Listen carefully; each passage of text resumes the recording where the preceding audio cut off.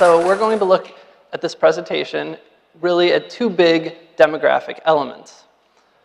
We're going to talk first about population growth.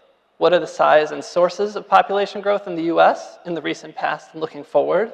And as part of that discussion, we'll talk about what's happening in different states and regions. How and why do some parts of the country differ from others? In the second half of the presentation, we'll move from the population to the workforce. And we'll focus in not just on overall growth, but how the age profile of the population and thus the labor force is changing.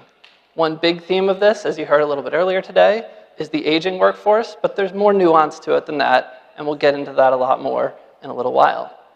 And we'll close in this workforce section by examining the connection between worker age and injury frequency.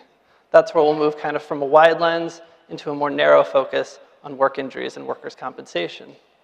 And after that, you'll get to hear a lot more about demographics and claims from Paul in the following half hour, and even a little bit from Raji as well in our last afternoon session.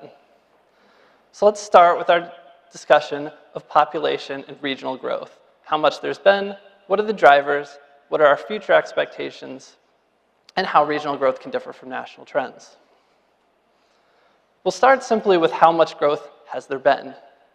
The US population right now is about 342.5 million. 20 years ago, on the left-hand side of this chart, we were a little bit under 300 million. So just 1% growth per year would be about 3 to 3.5 million. And you can see that we're below that in most of the last 20 years. Two things on this chart I want to call your attention to. One, absolute growth has mostly trended down from about 2005 to 2020.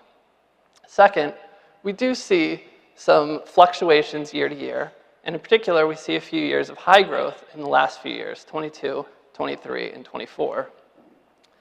Making sense of both of those, we can look at this as really a mix of two very distinct forces. And you can see that here.